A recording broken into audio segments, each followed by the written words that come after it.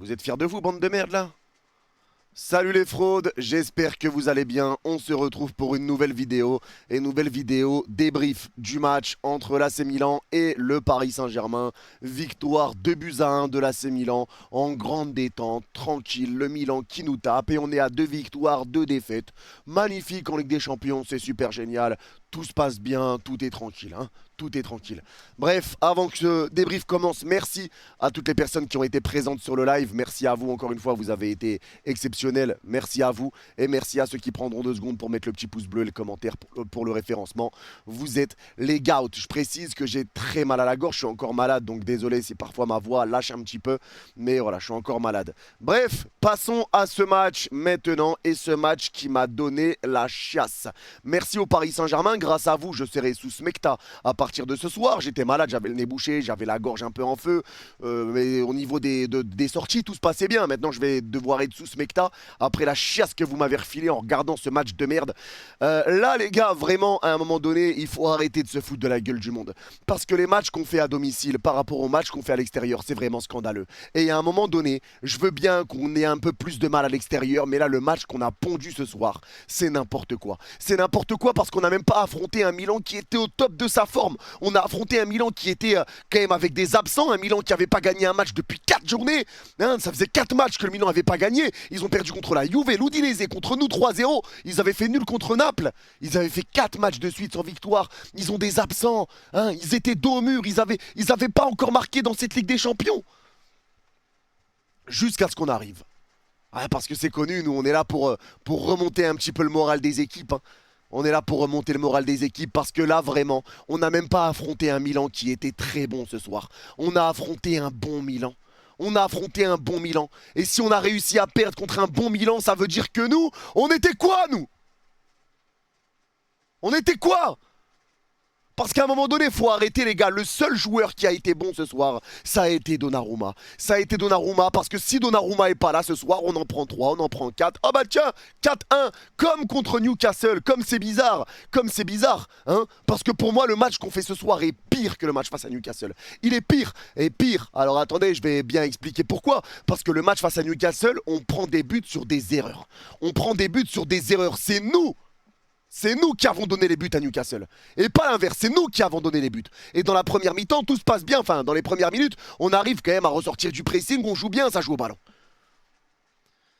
Là, aujourd'hui, on a des occasions. On a des occasions, Mbappé qui les rate, mais on va en parler après. Mais là, ça a été scandaleux. Encore une fois, on donne un but au Milan. Hein. Sur le deuxième, pareil, on va y revenir. Mais Donnarumma, quand il y a il y a Léao qui se met à terre, Hakimi qui se met par terre, et Donnarumma qui est là, en train de faire la danseuse, il nous fait le salut de la reine d'Angleterre. Je sais pas, il nous fait quoi? Oh, monsieur l'arbitre, il y a des joueurs par terre, on arrête le jeu, jusqu'à ce qu'ils voient un centre, il se place, et Giroud, à 38 ans, qui met une grosse tête. Oh, vous allez vous arrêter combien de temps comme ça? Le ballon est pas sorti, joue. T'as entendu siffler? Non, joue. Faut arrêter, c'est comme contre Newcastle. On donne des buts de cons. On les laisse jouer comme des cons, mais c'est une dinguerie. C'est une dinguerie de faire ça à ce niveau-là. C'est une dinguerie de s'arrêter, lever le bras, alors qu'ils sont à gauche de la surface, qu'il y a un centre qui va arriver.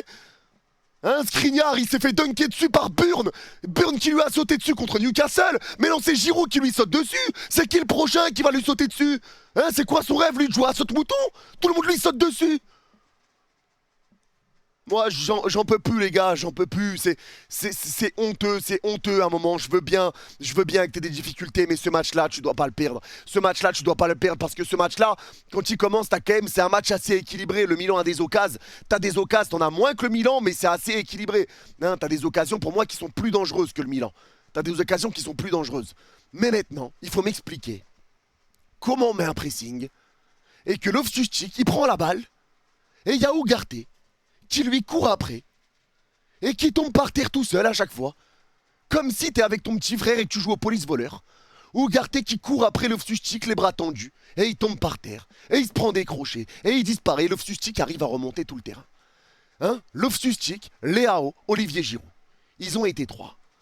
3 pour flinguer Vitinha, Ugarte, Zahir Emery, Hernandez, Skriniar, Marquinhos, Hakimi. 3 contre 7. Et ils nous ont éteints.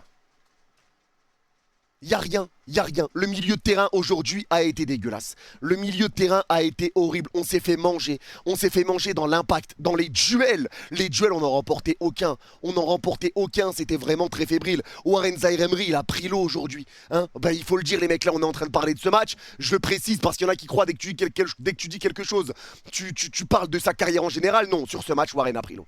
Il a pris l'eau. Maintenant, voilà, il a 17 ans. On peut pas non plus lui en vouloir. Il a pris l'eau. Ça a été compliqué. Hein, balle au pied, il a quand même réussi à donner des bons ballons, etc. Mais il n'a rien apporté vers l'avant.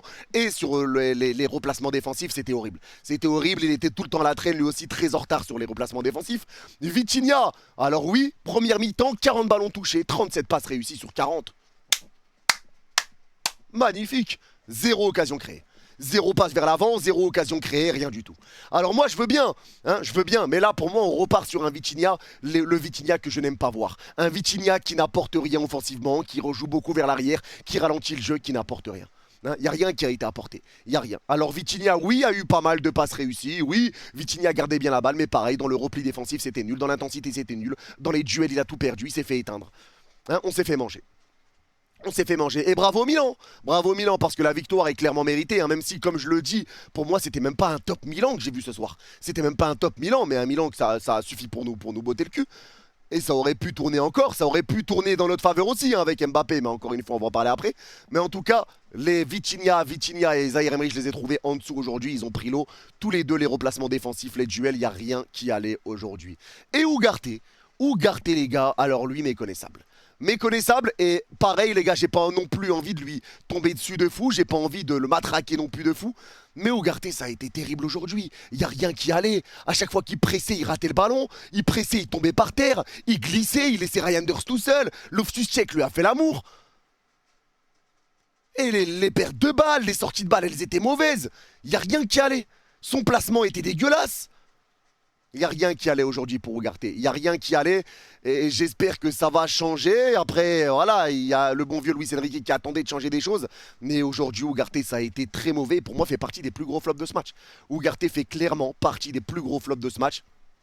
Et c'est effrayant. Mais en tout cas, total, tout le milieu a pris loin. Tout le milieu. Et là, on avait quand même Vitinha et on avait quand même Zaïre-Emery. Maintenant, la question, ça va être de savoir est-ce qu'au final, Lee Kang-in ne doit pas prendre une place de titulaire dans cette équipe au milieu de terrain. C'est une bonne question. C'est une bonne question parce que le milieu a clairement pris l'eau aujourd'hui. Là, je vais parler d'Mbappé maintenant. Je vais parler d'Mbappé sur le côté, les gars. Mbappé qui rate deux grosses occasions. Hein, deux grosses occasions. Il met une fan de corps à Maignan. Je sais pas, il se croit sur FIFA. Il voulait faire une frappe cancel. Derrière, il nous met un externe du pied. Plat du pied dégueulasse sur une passe de Colomwani qui était incroyable, une passe de Colomwani, il s'est pas dit dans sa tête putain Colo me donne un ballon, je suis tout seul, ça va pas se reproduire de sitôt, il faut que je la mette celle-là, non tu te dis pas ça dans ta tête, t'as une passe de Colo, t'es seul face au gardien et tu te dis pas waouh, faut pas que tu choques. Non, toi tu nous mets une frappe dégueulasse, t'as voulu mettre un extérieur comme dans FIFA ou je sais pas ce que t'as voulu faire. Mbappé a été dégueulasse ce soir. Il a été dégueulasse, les gars, il faut le dire. Il a rien apporté offensivement. Encore une fois, là, il a voulu ralentir le jeu. C'est pas ce qu'il fallait faire. Il a essayé de combiner sur du jeu court, mais il a rien apporté. Mbappé, ça a été répugnant aujourd'hui. Ça a été répugnant. Il a eu deux grosses occasions qu'il a gâchées. Il les a ratées. Il a rien fait. Il a rien apporté. Honnêtement, Mbappé n'a rien apporté aujourd'hui. Ça a été complètement minable. Colomwani, fantôme comme d'habitude les gars. Après pareil les mecs, on sait que c'est la malédiction du numéro 9, on n'arrive pas à jouer avec un 9. Colomwani est trop mauvais balle au pied, Gonzalo Ramos est trop mauvais balle au pied. Gonzalo Ramos, les gars, ce n'est pas fait pour jouer au Paris Saint-Germain, ce n'est pas fait pour le système du PSG. Le joueur qui fait du bien à ce poste là de numéro 9, c'est Asensio, parce qu'il est à l'aise balle au pied, il sait garder le ballon, il sait frapper de loin, il sait donner des bons ballons et il s'est décroché pour jouer en pivot. Voilà pourquoi Asensio a été le meilleur neuf jusqu'à maintenant avec le PSG. Voilà pourquoi. Alors oui, Gonzalo Ramos arrivera à marquer de temps en temps, Colomwani arrivera à marquer de temps en temps, à donner une passe décisive, encore heureux. Encore heureux, mais dans ce genre de match, on le voit que ça va pas, et moi, ce qui me fait mal, c'est que j'attendais ce match-là, je l'attendais, je vous le répète depuis longtemps, le vrai visage, le vrai test du PSG, ça va être ce soir, contre l'AC Milan, qui est dos au mur, ils ont des absents, mais ils sont obligés de gagner pour espérer rester dans la course pour la Ligue des Champions, le vrai test, le vrai visage du PSG, on va le voir ce soir. Eh ben, j'ai vu la tête de Voldemort, je peux te le dire. Ah, je peux te le dire, interdit de dire son nom, et crois-moi que c'est bien ce qu'on a vu ce soir, hein. C'était dégueulasse. C'était dégueulasse. On a fait un match honteux. Dembélé a fait... Les gars, il faut le dire quand même, Dembélé a fait une première mi-temps magnifique. La première mi-temps de Dembélé est très très très solide. Hein. Il arrive à bien trouver des solutions. Il arrive à faire l'amour à Théo Hernandez. Il arrive à bien conserver la balle, à mettre des frappes qui sont déviées, des bons ballons, etc. Sa deuxième, elle est horrible. Sa deuxième, c'est une catastrophe. On a vu deux Dembélé. On a vu deux Dembélé dans ce match, deux Dembélé vraiment complètement différents. Sa première mi-temps est très très bonne, sa deuxième est horrible à Ousmane. Maintenant, ça n'a pas été le pire sur le terrain, il faut le dire quand même, ça n'a pas été le pire. Il a quand même fait une bonne première mi-temps. D'un côté, tu as un Kolo Muani qui a été transparent, Ramos pareil. Tu as un Mbappé qui a absolument rien apporté, qui a fait des ratés de détraquer aussi sur des grosses occasions qu'on a eues. Le milieu de terrain, duel remporté 0, les replis défensifs c'était 0, le jeu vers l'avant c'était 0. Franchement les gars, je me demande si Ugarte, Vitinha et Zaïre Emery, ils ont mis une passe clé. Je suis même pas sûr qu'ils aient mis une passe clé dans ce match. Je suis pas sûr. À vérifier, dites-moi en commentaire, mais il me semble qu'une passe clé n'a pas été mise par les milieux de terrain, et ça c'est quand même affolant. Et maintenant, on va passer à la défense, parce que Donnarumma on en a parlé, Donnarumma a été très bon. On va passer à la défense. Hakimi les gars, alors Hakimi que je trouve très bon depuis le début de saison, Hakimi aujourd'hui ça a été un petit peu compliqué. Ça a été un petit peu compliqué même s'il arrivait quand même à trouver quelques petits décalages des fois avec Hakimi etc. Avec Dembélé pardon. Hakimi ça a été un petit peu décevant aujourd'hui. Un petit peu décevant, bon après... Est-ce que c'est dû aussi au reste de l'équipe? Parce que Hakimi était quand même un joueur qu'on a beaucoup vu sur le terrain. Un joueur qui a fait pas mal d'efforts, un joueur qui a eu pas mal de ballons, qui a essayé de bien combiner. Mais des mauvais choix qui ont été faits par moment. C'est encore une fois très loin d'être le plus mauvais sur le terrain. Mais un match un petit peu décevant d'Hakimi par rapport au match qu'il nous fait avec le Paris Saint-Germain ces derniers temps. Mais c'est très très loin d'être le plus nul parce que clairement c'est le meilleur défenseur d'aujourd'hui pour moi. La défense centrale, Milan Skriniar et Marquinhos. Milan Skriniar qui a été buteur, super, ancien Inter en plus, ça doit lui faire un truc particulier, il marque en Ligue des Champions, il ouvre le score, super. Maintenant, il faut m'expliquer pourquoi ils défendent en reculant, tous les deux, parce que ça, j'en peux plus. J'en peux plus parce qu'il y a Leao qui récupère le ballon à gauche de sa surface de réparation, il arrive à faire ses petits slaloms, il accélère, il arrive devant Skriniar, et Skriniar, pour lui prendre la balle, qu'est-ce qu'il fait? Il fait faute. Alors moi, à un moment donné, les gars, je veux bien qu'on me parle du milieu qui n'a pas été bon, mais à un moment, la défense, les gars, il faut en parler. Parce que Marquinhos, Skriniar, moi j'ai hâte de voir Lucas Hernandez en défense centrale, parce que Marquinhos, Skriniar, ça défend trop en reculant. Ça défend comme Van Dijk, ça recule, ça recule, ça recule, et ils se disent dans leur tête, je vais contrer la frappe. Mais ils la contrent jamais. Il la contre jamais. Et là, encore une fois, Marquinhos qui se prend des grands ponts par les AO, il se fait l'égalisation, ça part dans le dos de Marquinhos. Marquinhos est à 1000 fois en retard. Et c'est Skriniar qui est là pour essayer de couvrir. Skriniar qui prend la place de Marquinhos pour essayer de couvrir. Les placements sont pas bons, les placements sont pas bons, leurs placements ne sont pas bons, leurs replis défensifs ne sont pas bons, les placements ne sont pas bons. Skriniar et Marquinhos, moi je suis désolé mais c'est en dessous. C'est en dessous du niveau, c'est en dessous de ce qu'on doit avoir au PSG, ça apporte pas un réel équilibre. Les gars, on est la meilleure attaque et la meilleure défense, et la pire défense de cette Ligue des Champions. Meilleure attaque et pire défense. À un moment, il faut se poser des questions. Quand tu sais qu'on a un top gardien, on a un top gardien en Donnarumma, il a pris 6 buts. Il a pris 6 buts en LDC. Et il faut se poser les bonnes questions, les mecs. Le problème vient d'où? Le problème vient d'où? Moi, je veux bien qu'il y en a qui disent oui, Skriniar, Marquinhos, c'est solide, mais ça ne l'est pas. Ça ne l'est pas, les gars. Ça ne l'est pas. Skriniar et Marquinhos, ça n'est pas solide. Si on affronte Manchester City, ils vont leur faire un film de boulard. D'accord? Ils vont leur faire un film de boulard. Et ça, il faut se le mettre dans la tête. La défense est vraiment pas solide. Elle est vraiment pas solide. Moi, j'ai hâte du retour de Kipembe. J'ai hâte du retour de Lucas Hernandez en défense centrale si on récupère un latéral gauche au mercato hivernal. Parce que la défense centrale est vraiment inquiétante. Des fois, ils peuvent nous faire des bons matchs. Et des fois, ils vont nous faire des matchs où ils vont passer à côté. Et aujourd'hui, ils sont passés à côté. Marquinhos, ses placements, je les ai trouvés épouvantables. Et Skriniar, ses récupérations, eh ben, c'était à chaque fois des fautes qu'il faisait. Des fautes qu'il faisait, des relances un petit peu compliquées. Même si, voilà, c'est lui qui a marqué, etc. Mais défensivement, j'ai été un petit peu déçu, encore une fois, de cette équipe parisienne. Le Milan arrivait à se créer des occasions trop faciles. Même la première, avant notre ouverture du score, avec le centre en retrait pour Loftus-Cheek qui est tout seul.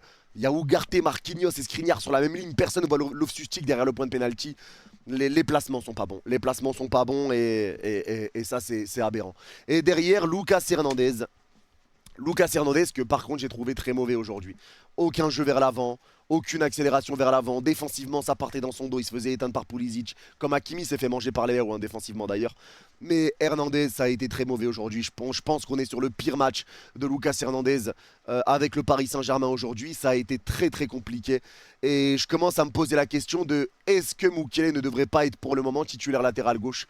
pour remettre Lucas Hernandez en défense centrale, pour pouvoir remettre un peu les idées claires à Marquinhos, hein, parce que je pense qu'à lui mettre un vrai dirigeant à côté de lui, ça va lui faire du bien. Mais encore une fois, les gars, moi, laisser le brassard à Marquinhos, je suis contre. Je suis pas d'accord. Alors oui, ça peut lui flinguer le moral, ça peut lui flinguer tout ce que tu veux, mais à un moment, mettre ton capitaine qui fait caca dans sa couche, moi, ça me pose problème. Alors aujourd'hui, c'est peut-être dur, parce que c'est vrai qu'il n'a pas été non plus mauvais, Marquinhos. Hein. Moi, c'est ses placements, c'est vraiment quand je le regarde jouer, son jeu à reculons qui me dégoûte et que j'ai du mal. Alors peut-être que je fais une fixette, dites-moi, mais moi, son jeu à reculons, ses placements horribles, il regarde pas qui y a dans son dos. Moi, je peux plus, je peux plus. Vraiment, les gars, je vous le dis, je peux plus. Je peux plus, je le dis, je le répète, mais c'est très très grave. En tout cas, le milieu de terrain s'est fait manger, la défense s'est fait manger par 3 joueurs. Loftus-Cheek qui nous a éteints, il a fait un match exceptionnel, c'était le Warren du match aller. Il a fait un match exceptionnel, Loftus-Cheek. Il prenait la balle, il arrivait à accélérer, personne lui récupérait le ballon dans les pieds, il n'y a personne qui arrive à lui prendre la balle. Derrière, Taleao qui partait bien sur le côté gauche, Pulisic qui a été solide côté droit et Giroud qui faisait son taf dans l'axe pour essayer de peser sur les défenses. Et voilà, depuis qu'on a pris l'égalisation, l'équipe a commencé à douter un peu. On prend le deuxième but sur une action où personne, tout le monde est en train d'appeler l'arbitre, il n'y a personne qui est dans le match. On prend ce deuxième but. À un moment donné, il faut arrêter de faire des conneries. Faut arrêter de faire des conneries parce qu'on n'a même pas affronté un top Milan et on arrive à perdre ce match. On arrive à le perdre. Et là, les gars, on en arrive à une position où on se pose toutes les questions du monde. Est-ce qu'on va perdre nos 2 derniers matchs et on va jouer aucune Coupe d'Europe? Est-ce qu'on va perdre et faire un nul sur nos 2 derniers matchs? Est-ce qu'on va aller en 3e en Europa League? Est-ce qu'on va gagner nos 2 derniers matchs et on va terminer premier? Est-ce qu'on va en gagner un sur 2, on va être 2e et on va aller affronter une grosse équipe en 8e de finale? Parce que moi je vous le dis, je pense qu'on va terminer 2e de cette poule et qu'on va affronter un gros en 8e de finale. À un moment donné, c'est pas en gagnant tes matchs à domicile et en perdant à l'extérieur que tu vas montrer quelque chose. Alors oui, on montre un beau visage en Ligue 1 et selon les matchs, encore une fois les mecs, parce qu'on n'est même pas leader, mais on montre aussi un bon visage en Ligue des Champions. On a montré un beau visage contre Dortmund à domicile. À l'extérieur, on fait caca culotte contre Newcastle. On met un beau visage contre le Milan en match aller. Au retour, caca culotte, on n'arrive à rien faire. Les gars, à un moment, faut se poser des questions. Et avec tout le respect, les mecs, avec tout le respect, faire 2 victoires, 2 défaites dans ce groupe, même si c'est le groupe de la mort, je suis désolé, mais on est censé être au-dessus de l'AC Milan, être au-dessus de Dortmund et être au-dessus de Newcastle.